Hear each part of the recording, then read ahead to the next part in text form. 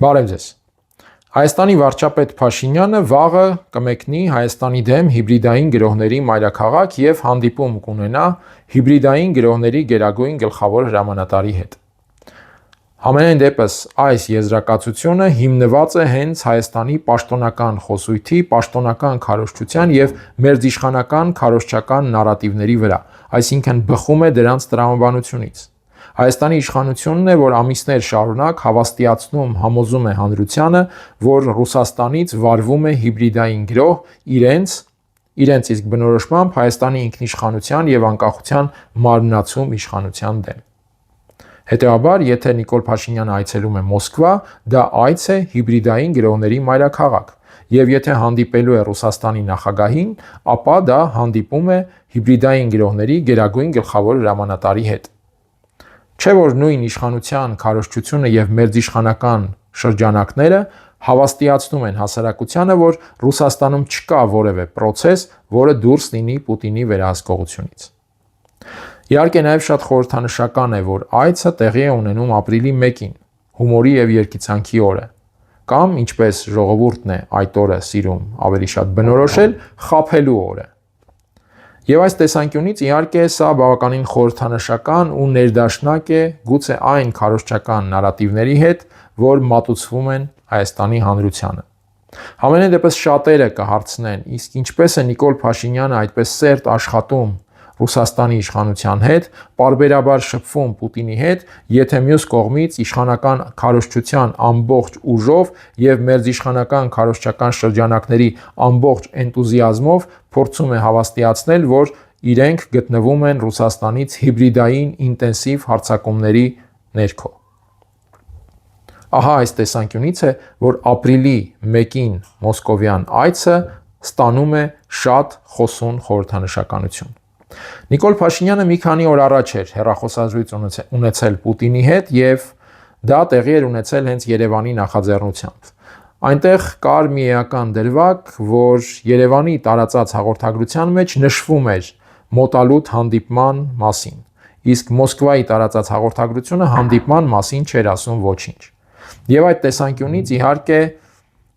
պետք է եզրակացնել, որ հանդիպման նախաձեռնությունն էլ գալիս է Երևանից եւ ըստ ամենայնի այդ հանդիպմանը նախատեսվում է քննարկել կարևոր մի հարց, եթե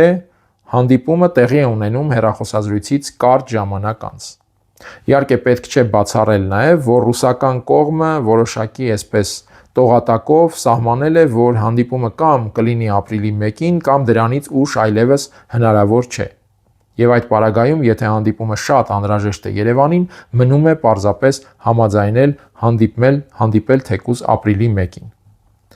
Բայց անկասկած է թերևս, որ հանդիպմանը Երևանն ունի քննարկելու կարևոր մի հարց, այլապես այդ նախաձեռնությունը երևի թե չէր լինի։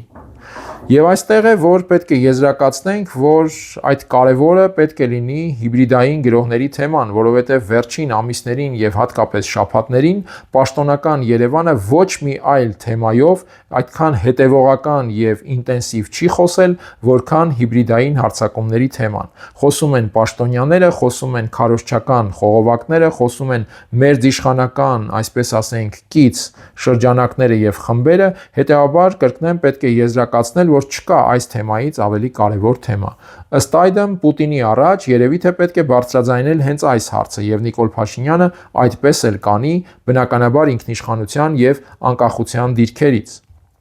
Եվ եթե մենք այդպիսի աննախադեպ դիրքերում ենք, ապա պետք է եզրակացնել, որ Նիկոլ Փաշինյանը Պուտինին կհորդորի դադարեցնել հիբրիդային հարձակումները Հայաստանի դեմ։ Առավել եւս, որ Պուտինն իհարկե Ալիևը չէ, որի մասին խոսելիս կամ որի հետ խոսելիս պետք է ամեն բառը կամ նույնիսկ տառը ընտրել շատ զգուշությամբ, որ հանկարծ չբարկանա, չվրդովվի եւ այլն։ Պուտինի հետ կարելի է խոսել ավելի համարձակ եւ Նիկոլ Փաշինյանը անկասկած ավելի համարձակ էլ կխոսի։ Իհարկե նաեւ Պուտինը արցախցի չէ, որոնց հետ կարելի է խոսել մատ թափ տալով։ Բայց ինչ որ միջին ռեժիմ Նիկոլ Փաշինյանը թերևս կգտնի եւ մեծ հավանականությամբ կհորդորի դադարեցնել Հայաստանի դեմ հիբրիդային գրոհները։ Այլ հարց է իհարկե, թե այդ հորդորը ապրիլի 1-ին ինչպես կընկալի Ռուսաստանի Դաշնության նախագահը։ բայց կարևորը այն հնչեցնելն է, որպիսի նաև նախընտրական ճիշտ ընկալումներ ձևավորվեն Հայաստանի էլեկտորատի մոտ։ Համենայն դեպս Նիկոլ Փաշինյանի մոսկովյան այցը կունենա այդ հաշվարկը ևս։ Եվ այստեղ իհարկե չի բացառվում, որ Հայաստանը ոչ թե բարձրացնի հիբրիդային գրոհները դադարեցնելու հարց Պուտինի առաջ, այլ Պուտինի առաջ բարձրացնի հարց տալ Հայաստանին ինքնիշխանության եւ անկախության մի քարտ բլանշ, օրինակ ռուսական երկաթուղու իրավունքի վերաբերյալ զարգացումների տեսքով, որը, ինչպես գիտենք, բարձրաձայնել է Նիկոլ Փաշինյանը։ Նա արդեն վաղուց խոսում է, որ Հայաստանի երկաթուղու կառավարման իրավունքը ճիշտ կլինի, եթե ռուսական կողմը փոխանցի մեկ այլ կողմի, որովհետև կան որոշ երկրներ, որոնք դժգոհ են, որ Հայաստանի երկաթուղին կառավարում են ռուսները։ Եվ քանի որ Հայաստանն էլ, ինչպես արդեն խոսել ենք, աննախադեպ ինքնիշխան եւ անկախ քաղաքականություն վարող երկիր է, որոշ երկրների դժգոհությունից ելնելով բարձրացնում է ռուսների կառավարման իրավունքը վերանայելու հարցը։ Իհարկե ռուսները պետք է դրան համաձայնեն, հակառակ պարագայում, եթե Երևանը առանց Ռուսաստանի համաձայնության այդ հարցը բարձրացնի, դա նշանակելու է կոնֆլիկտ Ռուսաստանի հետ, ինչը գուցե կունենա արդեն որոշակի անկանխատեսելի զարգացումներ։ Հետևաբար մեծ հավանականությամբ, եթե խոսքը չի վերաբերելու հիբրիդային գրոհներին, ապա կարող է վերաբերել ահա ռուսական կառավարման այս իրավունքի խնդրին։ Առավել ևս, որ Փաշինյանը հեռախոսազրույցից հետո բարձրաձայնեց, որ քննարկել է Պուտինի հետ այդ հարցը եւ կշարունակեն քննարկումները։ Կտա Ռուսաստանը Հայաստանին այդպիսի քարտ բլանշ թե ոչ, տեսնենք, որովհետև այդ քարտ բլանշը, ինչպես նշեցի, Նիկոլ Փաշինյանին թերևս պետք է ցույց տալու համար, որ ահա Հայաստանի աննախադեպ, անկախ եւ ինքնիշխան իշխանությունը հերթական համարձակ քայլն է արել Ռուսաստանի դեմ եւ ռուսներից վերցրել է երկաթուղու կառավարման իրավունքը։ Իսկ քանի որ Հայաստանի Հանրությունը տարիներ շարունակ դաստիարակվել է ինքնիշխանության մասին այն պատկերացումներով, որ դա ոչ թե քաղաքականության բովանդակության, կառավարման կոմպետենտության, արդյունավետության, որ դա ոչ թե սեփական որակների վրա աշխատանքի վրա հիմնված երևույթ կամ հասկացություն է, այլ ընդամենը Ռուսաստանից հրման աստիճանով չափվող մի իրողություն, ապա ցանկացած քայլ, որ արվում է Ռուսաստանի ուղղությամբ այդ տրամաբանությամբ, Հայաստանում մատուցվում է իբրև ինքնիշխանության շքերթի մի վառ դրսևորում։ Ինչպես օրինակ սահմանապանների հարցը, երբ ռուսները համաձայնեցին առանց որևէ առարկության, համաձայնեցին դուրս գալ հայ-իրենական սահմանի անցակետից, Զվարթնոց օդանավակայանից, հայ-թուրքական սահմանի անցակետից,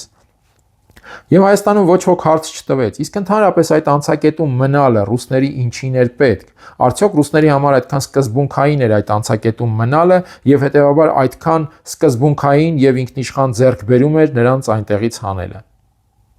Չէ՞ որ նրանց համար սկզբունքայինը մնալ հայ-թուրքական սահմանին, որովհետև այստեղ է աշխարհաքաղաքական տրամաբանությունը իրենց համար, եւ մնալ հայ-իրանական սահմանին, դարձյալ նույն աշխարհաքաղաքական տրամաբանությամբ։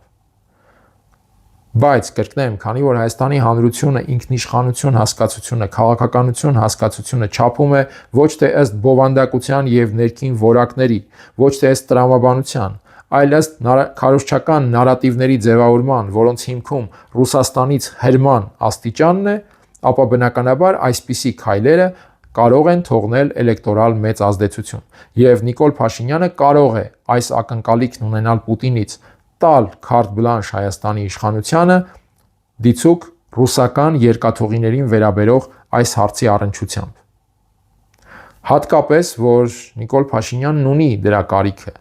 քանի որ ներկայացնելով աննախադեպ ինքնիշխան եւ անկախ քաղաքականություն, նա չի կարողանում ներկայացնել դրա գործուն ապացույցներ եւ ավելին, դրա հակառակի ապացույցներ պարբերաբար ներկայացնում է Իլհամ Ալիևը, շարունակելով Հայաստանի առաջ դրվող պայմաններն ու պահանջները, որոնք վերաբերում են այսպես կոչված խաղաղությանը եւ որոնք վերաբերում են անգամ Հայաստանի ներքին կյանքին եւ ներքին կարգին, ընդ որում ոչ միայն սահմանադրությանը վերաբերող պահանջով։ Ադրբեջանը թելադրում է անգամ, թե Հայաստանը ինչպես պետք է հարգի իր զոհված հերոսների հիշատակը եւ խնկարկի հիշատակը։ Սրա մասին Նիկոլ Փաշինյանը շատ բաց տեքստով հայտարարեց օգոստոսի 18-ի իր ուղերձում, որը հաջորդեց օգոստոսի 8-ի այդ հայտնի համաձայնությանը։ Այդ ուղերձում Փաշինյանը նշում էր, որ հաստատված խաղաղությունը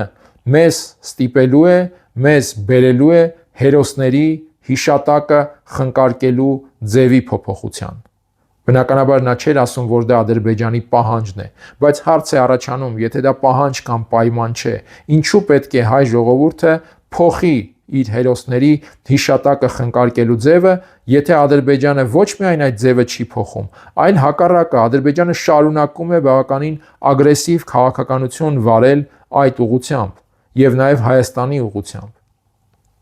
Ես էլ չեմ խոսում այն մասին, որ Ադրբեջանը խաղաղության պայմանագրի տեքստում դրել է դրույթ, որը ենթադրում է Արցախյան առաջին պատերազմի վերաբերյալ քննություն անցկացնելու համաձայնություն, պայման եւ այլն։ Եվ քանի որ մենք գիտենք, թե ինչ հարաբերակցությամբ է տեղի ունենում քաղաքականությունը եւ արդեն տեսնում ենք, թե ինչ հարաբերակցությամբ է այսպես կոչված խաղաղությունը կառուցվում, կարող ենք եզրակացնել, թե խաղաղության պայմանագրի տեքստում ամրագրված այդ դրույթը ում ձեռքին է գործիք լինելու եւ ում դեմ։